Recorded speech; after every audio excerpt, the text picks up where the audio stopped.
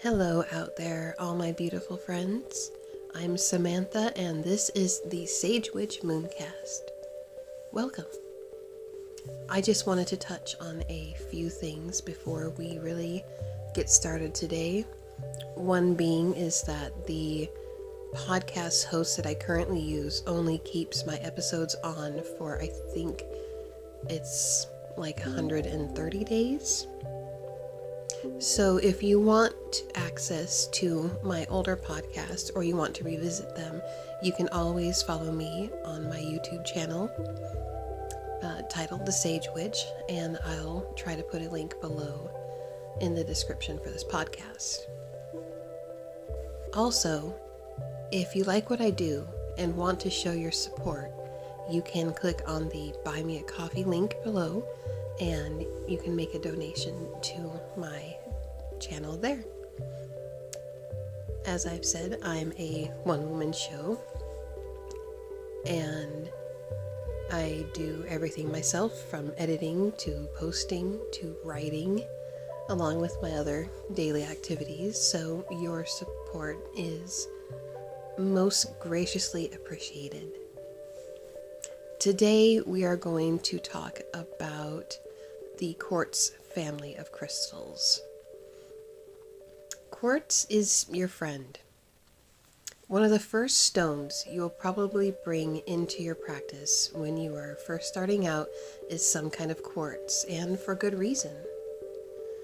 Quartz in all its forms is one of the most versatile stones you can have. It comes in many colors, shapes, and sizes, and has a variety of uses. Today, I'm going to offer my suggestions as to which quartz to start your collection with. I feel it's important to clarify what I mean when I say quartz. The crystals we are discussing today are what are called macrocrystalline crystals. These are crystals that grow by adding molecules to the crystal's surface, and their atoms repeat their positions in a regular fashion. While amethyst is not quartz, as you think it is, or would be, it is part of the macrocrystalline family. All of the stones mentioned today are safe for gem elixirs, and because of their hardiness, a 7, whereas a diamond is a 10, they can hold up in charm bags and won't break should they fall from your altar. I'm looking at you, selenite. One point I would like to add is that it's important to know where your crystal comes from. Using a stone that was mined with slave labor isn't good for anyone, witch or not. This can be very hard, especially shopping online. It took me a bit of searching, but I've managed to find an affordable, local source for my crystals and stones. I know the owners of the business, and while I might pay more for some stones from them than I would from websites like Amazon, for example, it's well worth the extra few dollars to ensure your stones are gathered ethically. So let's start with clear quartz. This is probably the most important and versatile crystals you can have. Boring, you say? Hardly. Clear quartz is like a white candle. It can be substituted for anything. Magically speaking, clear quartz holds all the vibrations of the light spectrum. It is the ultimate power stone. If you are looking for an all-purpose stone, quartz is it. Some uses for quartz is you can keep a quartz on your altar to empower it. You can meditate with a quartz, sending it your intentions, and it will hold them for you. Use quartz to amplify any spell work you're doing. Add a quartz to a jar of water and let it sit out in the moonlight to make moon water. Let's see. Some complementary herbs and oils that go well with quartz are practically everything because quartz is utilitarian in nature, but I find that sandalwood, sage, cedar, frankincense are more than appropriate. The next one that I want to talk about is rose quartz. Rose quartz is often associated with all forms of love. Its pink color gives off a very comforting feeling and is often used in different love spells, including self-love and healing.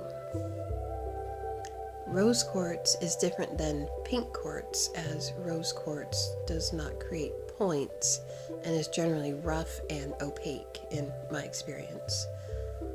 And though I don't find that I resonate much with rose quartz, I do find that adding it to a healing bath can be very beneficial. Some uses for rose quartz is meditating with it to help bring about self-love and emotional healing. You can add, as I've said, rose quartz to love spells. You can use rose quartz to make a gem elixir, then use that water to make a self-love tea. Let's see.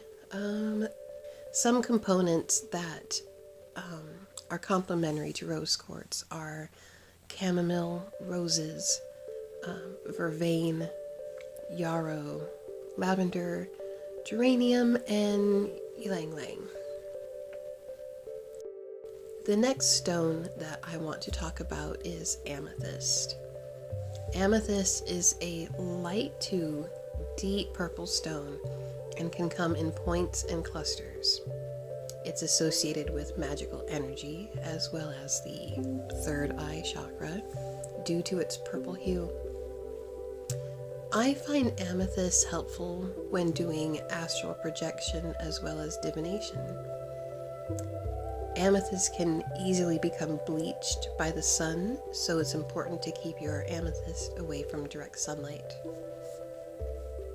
You can use amethyst to imbue your tarot or oracle cards with magical energy. You can hold an amethyst or have it nearby when doing astral projection. You can keep an amethyst on your altar to raise magical energy. Some complementary things I found that work well with amethyst are mugwort, patchouli, frankincense, cedar, and benzoin, which is a personal favorite of mine. The next stone I want to talk about is smoky quartz. It is a deep, almost coffee-colored crystal. It's associated with protection and banishing. It's really good for neutralizing negative energies and offers a really grounding feeling. The stone is quite good for healing, helping to remove the pain of trauma and negative energy. Though not as sensitive as amethyst, smoky quartz can lose its color over time if left exposed to sunlight. If you've seen pictures of me on social media, you notice that I almost always wear a crystal around my neck, and that crystal is a smoky quartz. It is now probably one of my most favorite ones to work with. You can keep smoky quartz on your altar to absorb and transform negative energy. If you find that you experience social anxiety, wearing one or keeping one on you can help with that. Wearing jewelry made of smoky quartz can help repel negative energies. Some of my favorite complementary components to use with smoky quartz are copaiba oil, rosemary, pine, clary sage, and vetiver. The last crystal I want to talk about is sunny citrine. I feel warm just saying the word. Citrine is a transparent yellow quartz variety, often used in spells associated with abundance and happiness. It can be light yellow all the way to almost green in appearance. Interestingly enough, true citrine is actually quite rare. Much of what you find on the market is actually heat-treated amethyst. One sure sign of heat-treated amethyst is if much of the color is concentrated on the tips of a geode.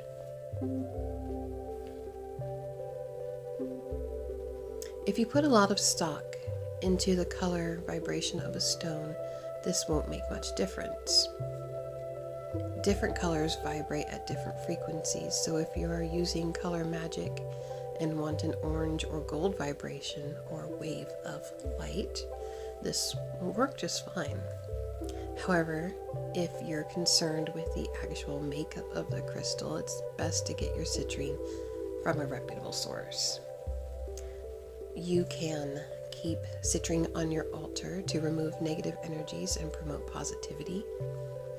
You can keep a small piece in your cash register or wallet for abundance. If you're feeling gloomy, you can wear citrine to help elevate your mood. Some complementary things that I like to use with citrine are bergamot, lemon, mint, orange, cinnamon, and lavender. One reason I chose to talk about macrocrystalline crystals today is that they are relatively easy to care for.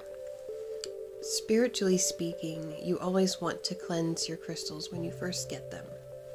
Crystals can be cleansed by passing them through smoke, like through incense smoke, soaked in a very light saltwater solution overnight, or can even be buried in the earth for a day. Just don't forget where you buried them.